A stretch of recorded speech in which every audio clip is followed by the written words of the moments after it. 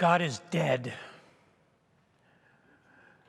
This is the word or the phrase that was sort of attributed to a brilliant young academic back in the mid-19th century.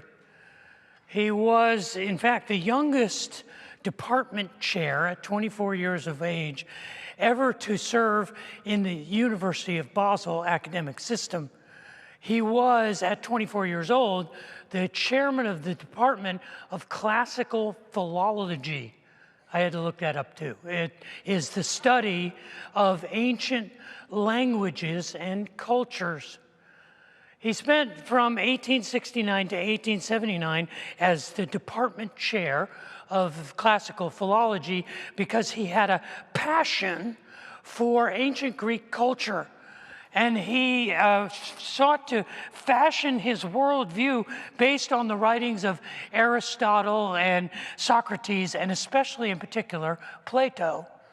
He was also greatly influenced by some of the most radical philosophers of his day, George Hegel, Immanuel Kant, and particularly Albert Schopenhauer. And his name was Friedrich Nietzsche. Friedrich Nietzsche was a professor for 10 years at the University of Basel, but suddenly in 1879, he resigned his position and his tenure and became an itinerant philosopher. He literally traveled throughout Europe for the next decade, what we would call couch surfing.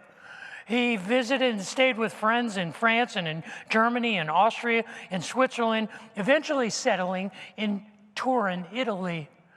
And it was during this 10-year time between 1879 and 1889 that Friedrich Nietzsche wrote his most accomplished works.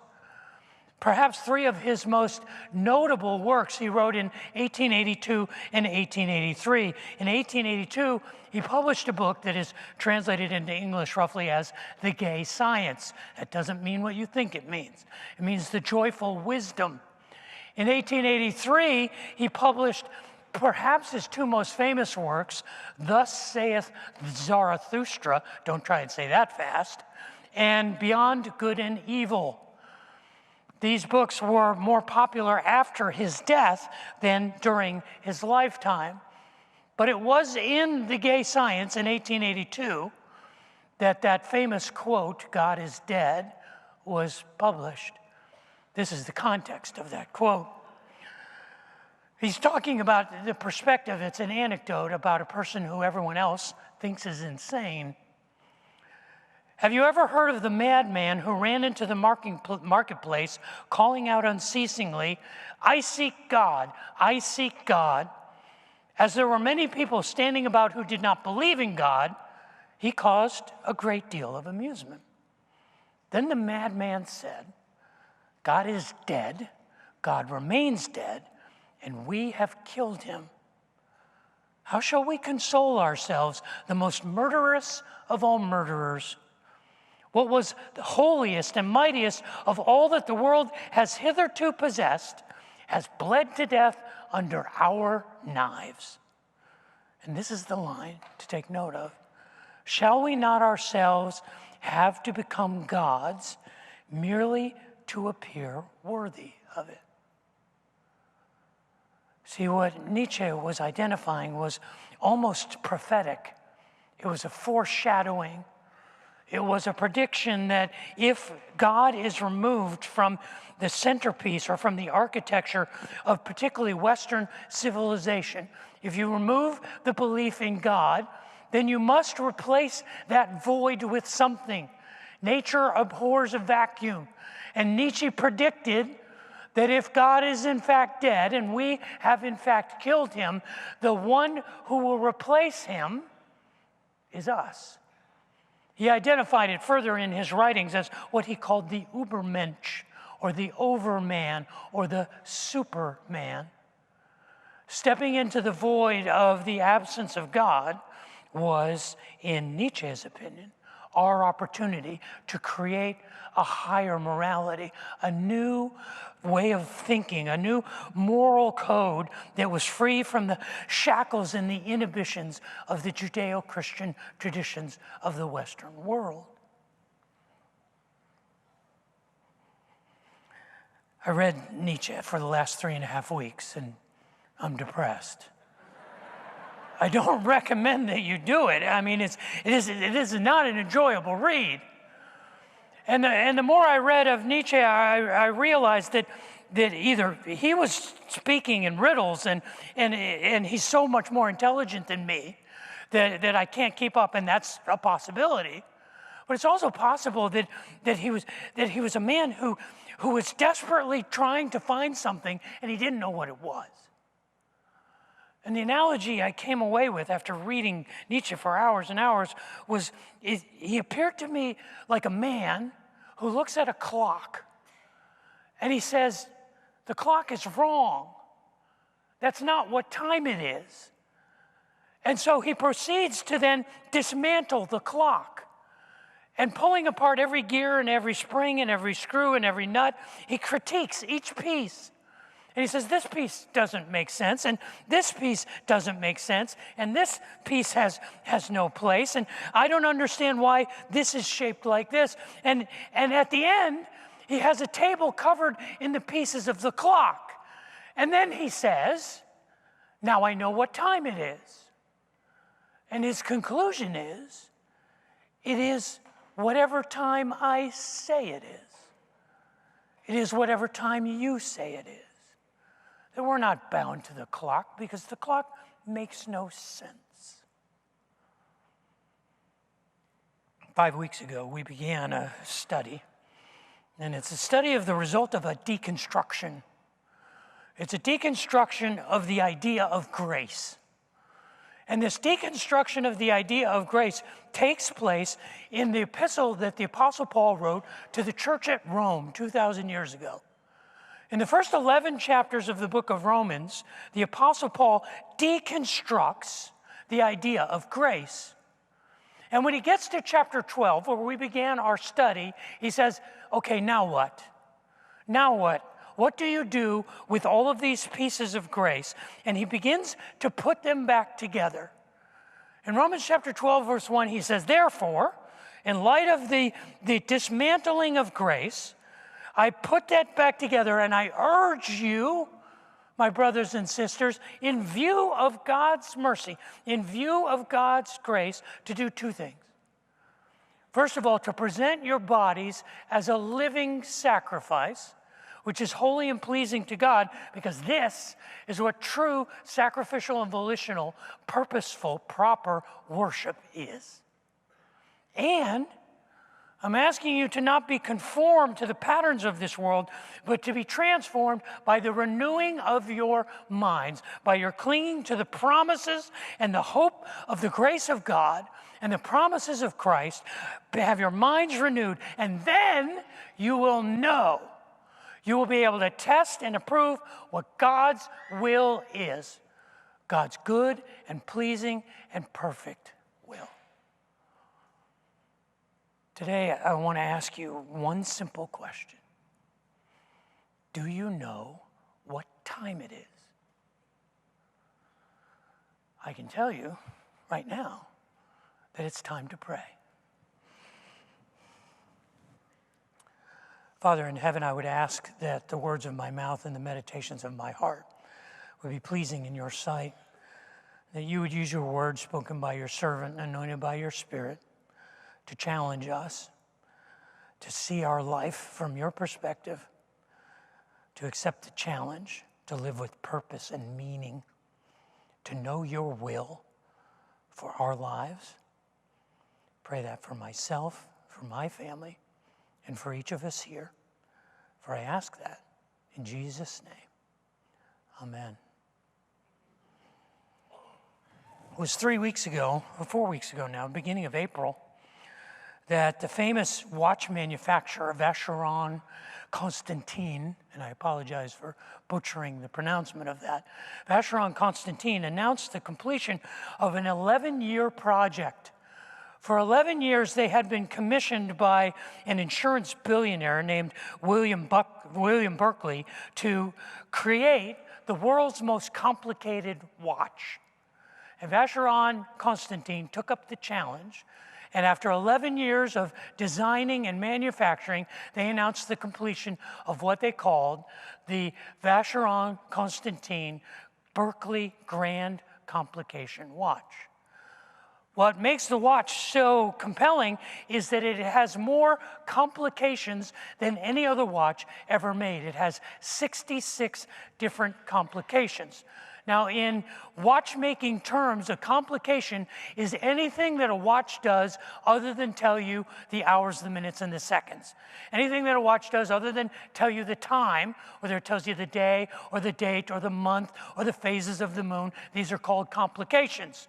The Berkeley Grand Complication Watch has 66 different complications, including one complication that it took 3 watchmakers a year to figure out the mechanism that would allow them to track this idiosyncratic Chinese agricultural calendar that changes the number of days in the year every 3 years, 5 years, and 7 years over the course of 19 years. And they figured out how a watch can track what year on that calendar it is in our time. It has 5 calendars, including the Gregorian calendar, the one we use, a Hebrew calendar, and 3 idiosyncratic Chinese calendars. It's made up of 2,877 pieces. We have no idea what it cost. The cost was undisclosed, but it probably cost tens of millions of dollars. Do you know what a horologist is? And I know some of you are thinking that's the study of prostitutes, but no, that's not what a horologist is. A horologist is a person who studies time and the art of timekeeping. It was horologists who built the Berkeley Grand Complication Watch. Now, the Apostle Paul was not a horologist, but he knew what time it was. He knew it was a time for grace. He knew that this was a time when we lived in a world where the grace of God, if we test it and prove it, proves to tell us what our place and our purpose is in life. And the book of Romans is the Apostle Paul taking apart the mechanisms of grace, and he's examining each piece. In Romans chapter 5, the Apostle Paul makes this amazing statement. He says, at just the right time, Christ died for the ungodly. And then he muses how sometimes, perhaps, rarely, someone would die for an ungodly person. And it's possible to imagine that someone might dare to die for a godly person.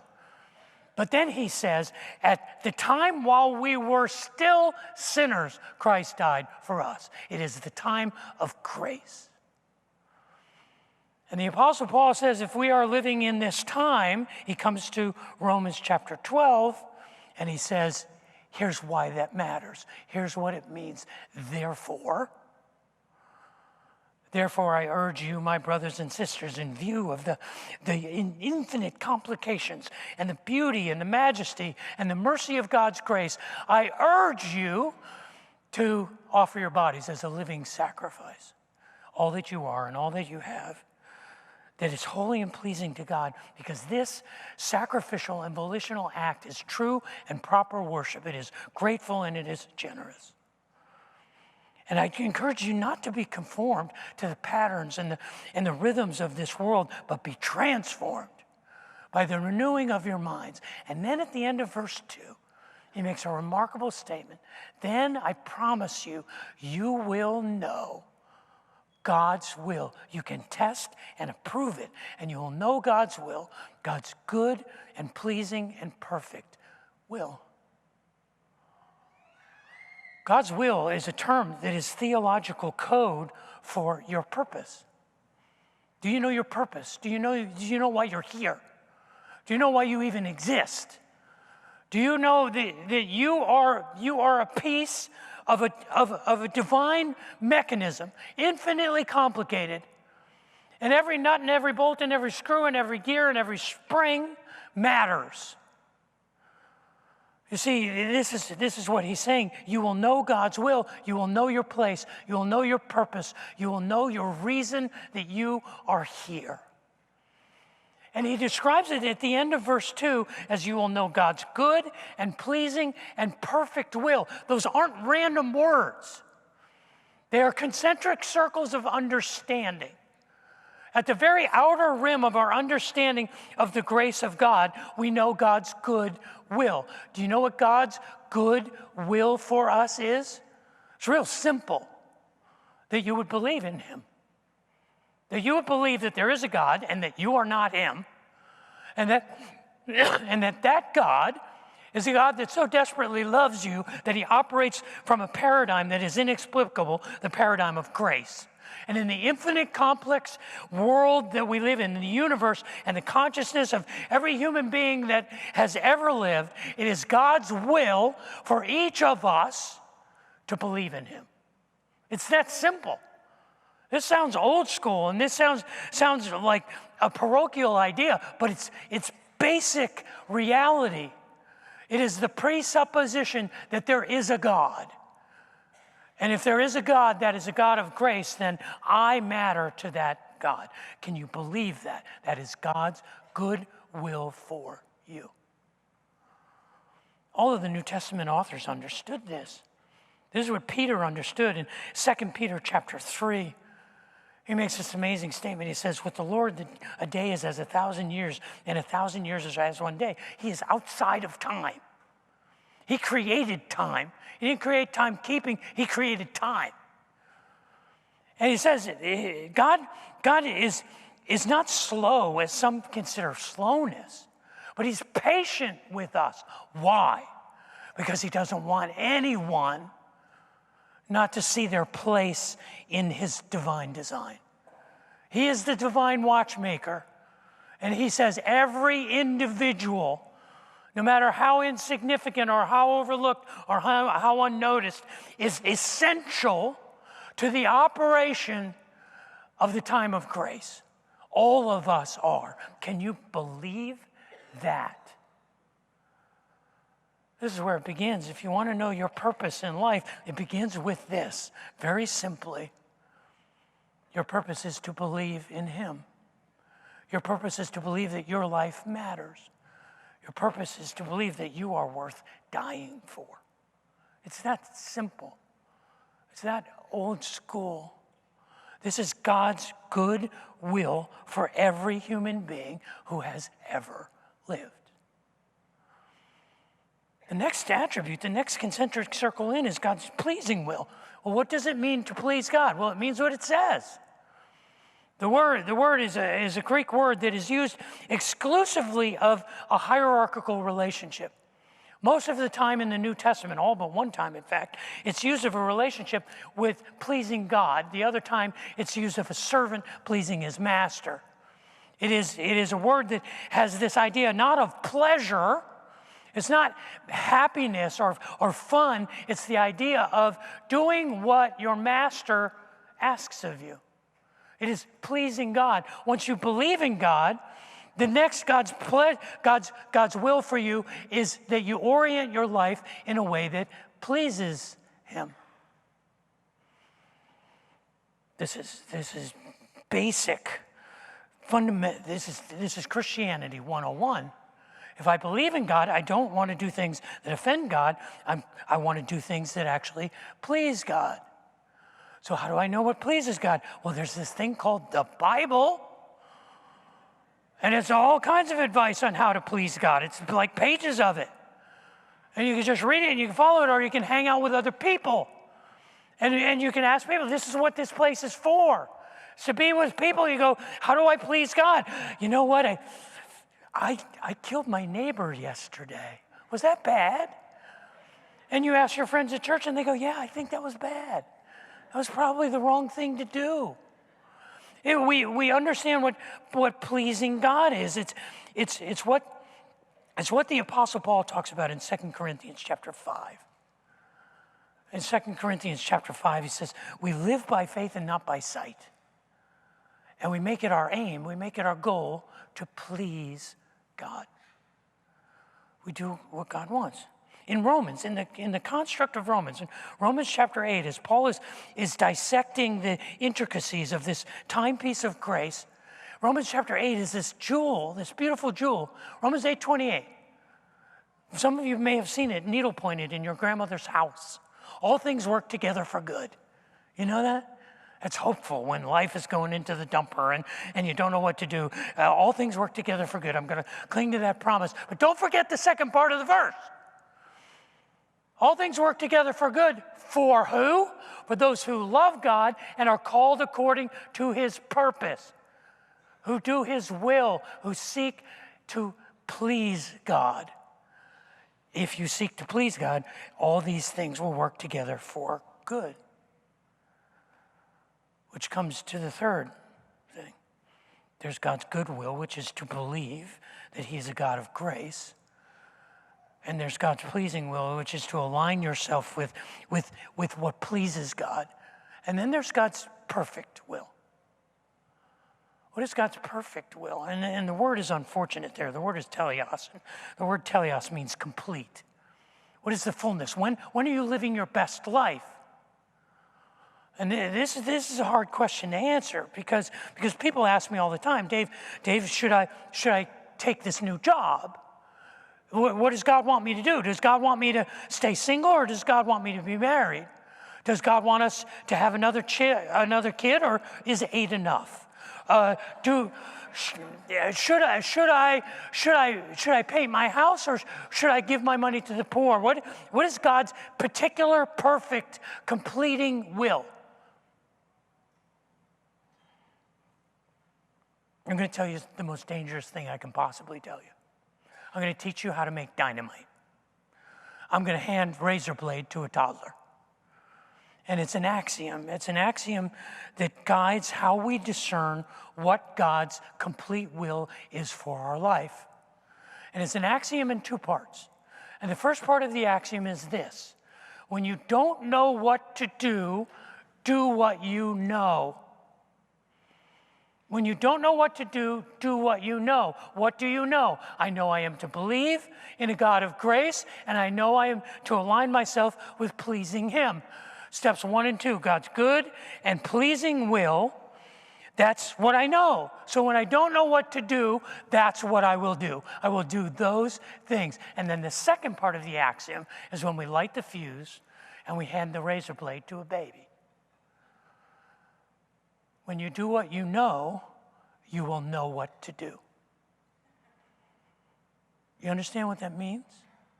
If I believe in a God of grace and I'm seeking to please him, then do what pleases you. Because if you're seeking to please him, what pleases you pleases him. In 3 weeks from today, May the 26th, 2024, Diane and I will celebrate our 45th wedding anniversary. And I appreciate your applause for her because you are incredulous. How is it possible that you have lived with this human being for 45 years? It is a daily miracle, I assure you. But I remember with great clarity how I came to the decision that I knew it was God's will for me to marry that woman. I was 22 years old, and I knew that she was the one. You know how I knew she was the one? Because I wanted to have sex with her. I was 22 years old. Let's not over-spiritualize this, people. 1% of my brain wasn't thinking about sex. But I knew that if I was going to have an intimate relationship with one person for the rest of my life, I had better commit to her for the rest of my life. Because you see, I believed that there was a God of grace who loved me, and I believed that I wanted to live my life in a way that pleased him. And everything that I could find about what pleased God said, if you want to please me, then you will commit yourself in this way. And I said, she's the one. And I don't know how you evaluate whether or not God's will was accomplished, but 45 years is a pretty good evidence that it was a good choice. And I know what you're thinking. You're thinking, Dave, how do you mean if I'm believing in God and trusting in God and honoring God and pleasing God, then I do what I want? Yeah. Sometimes we get it wrong, and sometimes we look back forensically and went, I should have gone left when I went right. I should have been kind when I was cruel. I should have stood my ground when I gave in. And we make mistakes along the way, but that's why there's grace. Because we can begin anew over and over and over again. We can have a fresh start because we believe that there is a God, and I'm not him, but he's a God who loves me, and he's a God of grace. And I'm seeking to please him, and therefore I'm orienting my life in the smallest of ways according to the things that I know please God. This is what happens when you take apart grace and you have 11 chapters that look at all of the gears and all of the pieces, because what you come to find out is that all of the small things matter, because all of the small people matter, because all of us matter. You want to know what God's purpose is for your life? It's right there. It's right there. It's right in front of us. It's in Romans chapter 12. In light of the deconstruction of the timepiece that tells us it's the time for grace, therefore I urge you, my brothers and sisters, in view of that mercy, in view of that grace, to present your bodies, all that you are, all that you have, all that you're capable of, all of your hopes and all of your dreams, all of your fears and all of your shames, to present all of them as a living sacrifice, holy and pleasing to God. Because this is volitional and sacrificial. This is grateful and generous. This is true and proper worship. And do not be conformed to the pattern of this world. Don't be tossed and driven and tossed by the affairs of the world. Don't be confused, but be transformed by the renewing of your minds, by your understanding of the promises and the things that please God. And then you will be able to test and approve God's purpose for your life. And God's purpose will prove to be his good and his pleasing and his perfect purpose for you. Every Sunday, I wear the same watch. I don't know if any of you have noticed, but I only wear this watch on Sundays. It's not the watch I wear the rest of the week. It's a watch that I wear every Sunday because this watch does more than tell me the time. Now, it is a watch. It is a Rolex. It is a stainless steel Rolex Oyster Perpetual Date Just watch. It has one complication. It tells me the date. But it's a watch that tells me more than the time, because it's a watch that my grandmother gave me on the day I graduated from college. And she said, I know what you were called to be, and I'm proud of you for pursuing your calling. And every time I wear this watch, I know more than the time of the day, I know the time of my life. That I'm here fulfilling that calling, that purpose, that meaning. This reminds me, because I know what time it is. Spent the last 2 weeks reading Friedrich Nietzsche, and I still have a headache from reading Nietzsche. But after reading Nietzsche for 2.5 weeks, I made a couple of observations.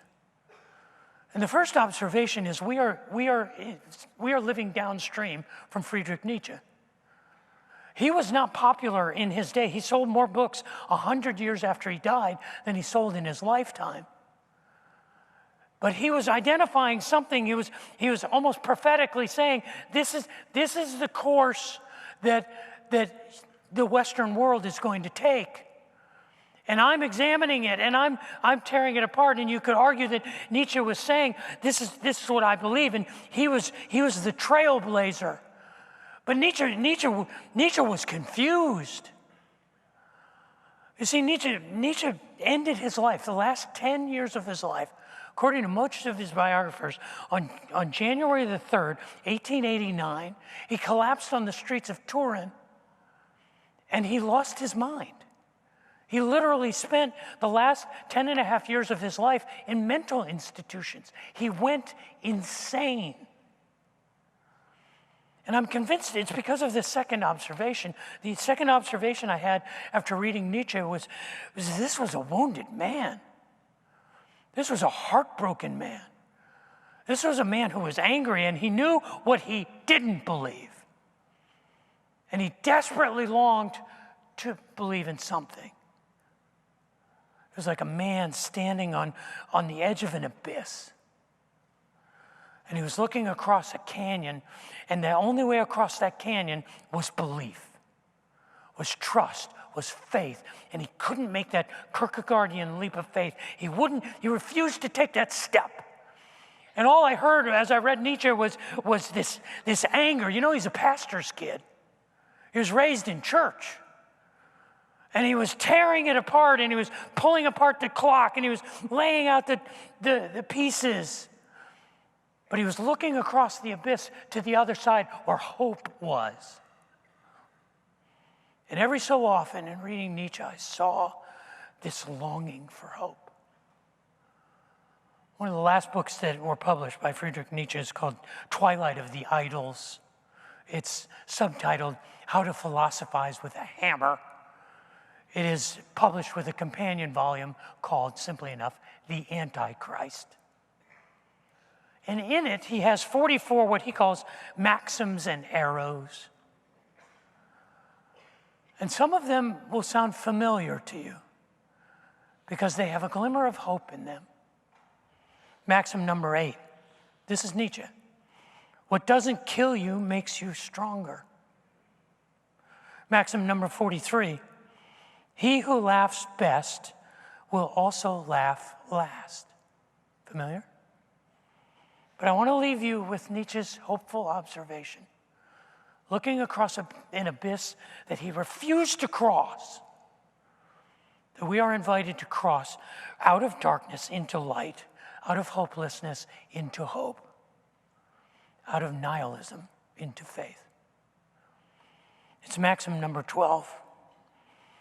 If we possess the why of life, we can put up with almost any how.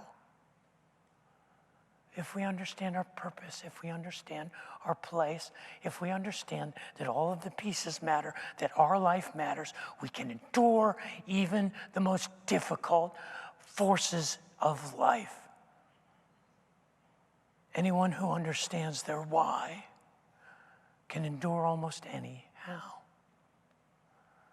So I leave you with one simple question. Do you know what time it is?